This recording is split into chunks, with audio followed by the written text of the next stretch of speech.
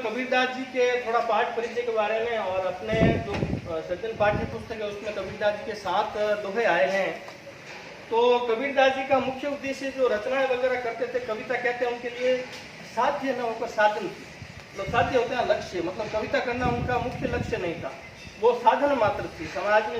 इसीलिए कहा जाता है कि कबीरदास जी कवि न होकर पहले क्या है, समाज सुधारक हैं।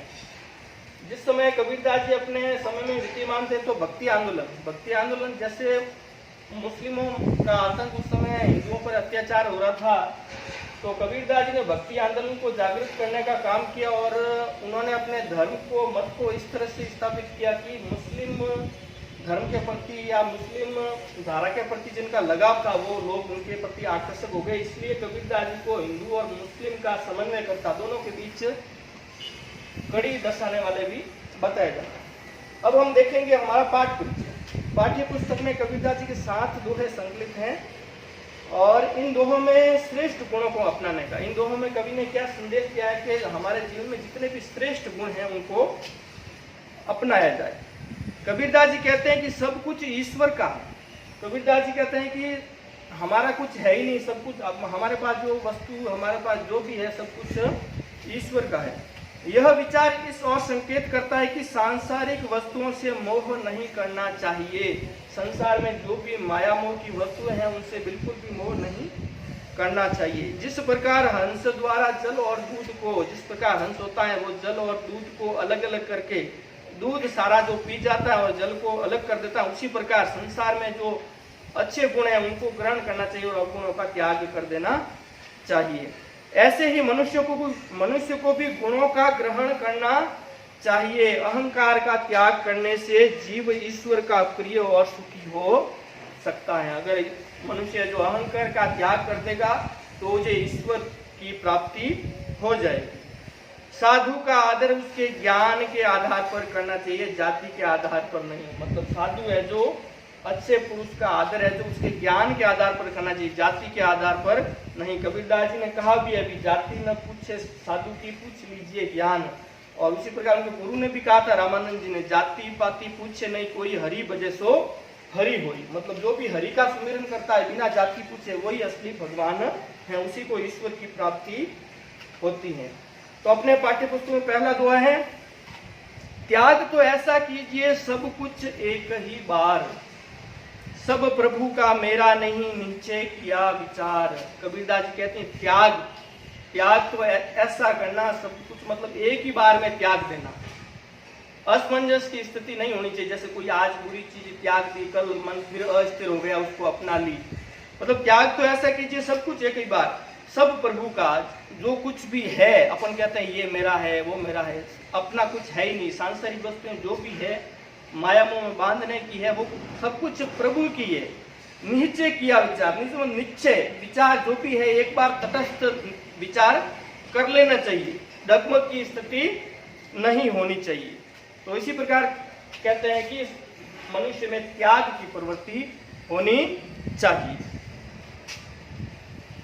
दूसरा है, सुनिए गुण की वार्ता, अवगुण लीजिए नाही, हंस क्षीर को गहत हैं नीर सो त्यागे जाहि।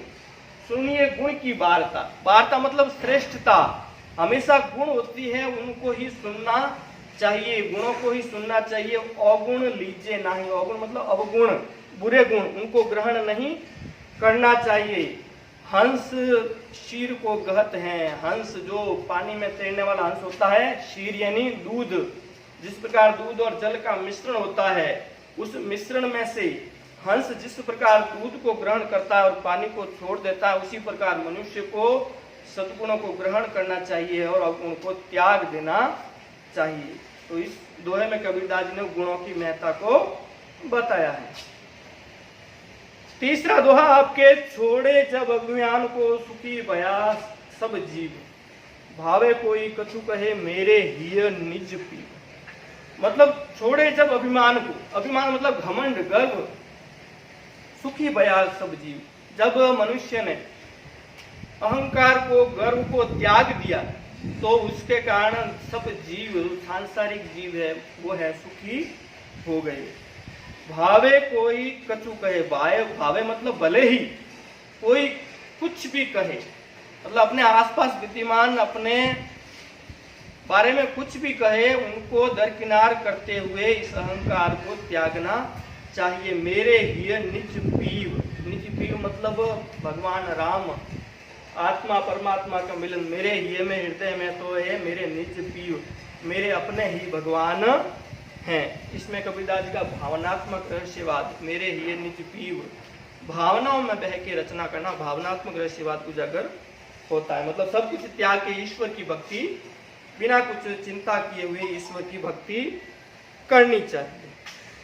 आगे है चौथा दोहा, जाति न पूछो साधु की, मतलब जो भी अच्छा व्यक्ति है, साधु है, ज्ञानी व्यक्ति है, उसकी जाति नहीं पूछनी चाहिए। जाति न पूछो साधु की, पूछ लीजिए ज्ञान, मतलब उसमें ज्ञान कितना है उसकी तुलना, मतलब जाति के आधार पर नहीं, ज्ञान के आधार पर उस व्यक्ति की तुलना करनी चाहिए। मोल करो तलवार का, पड़ा रहन दो म्यान, जिस प्रकार म्यान तलवार म्यान में रहती है, तो उसी प्रकार हमें मतलब तलवार का मोल करना चाहिए, म्यान का कोई मतलब नहीं है। उसी प्रकार जाति है जो क्या है, म्यान है, और साधु है जो तलवार है।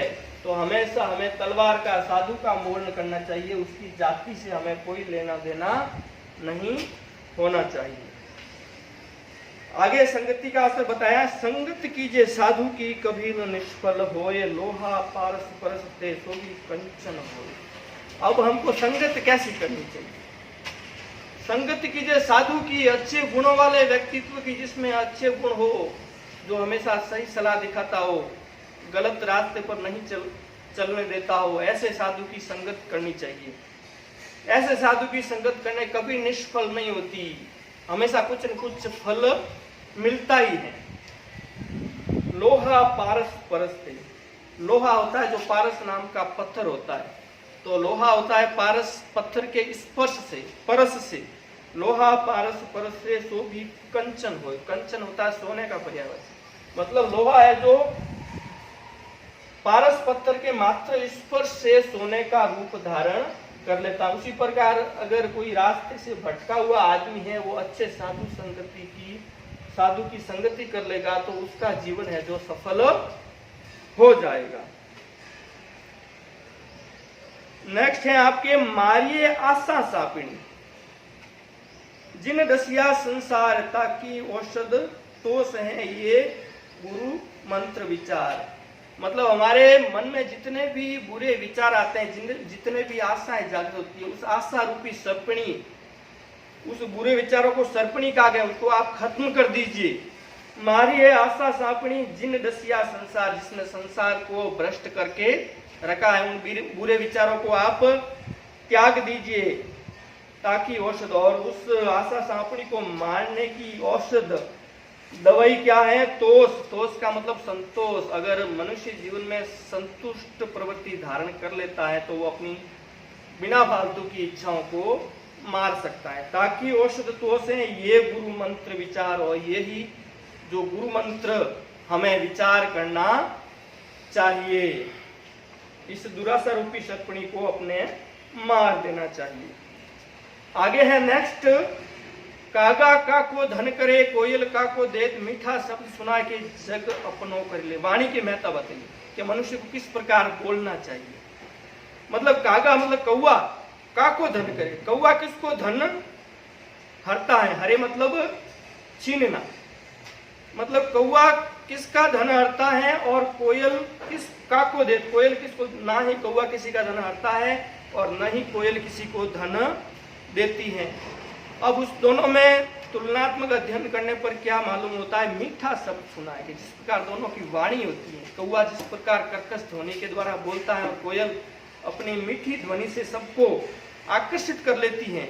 मीठा शब्द सुनाए के जग अपनों कर ले, और इस पूरे संसार को अपना लेती है, सारे संसार को कोयल अच्छी लगती है। उसी प्रकार जो अच्छा वाणी है, अच्छा बोलता है, वो लोगों को अच्छा लगता है, और जो मतलब खराब व्यक्तित्व वाला आदमी है, हमेशा गाली गलौज करता है, वो लोगों को बुरा लगता है।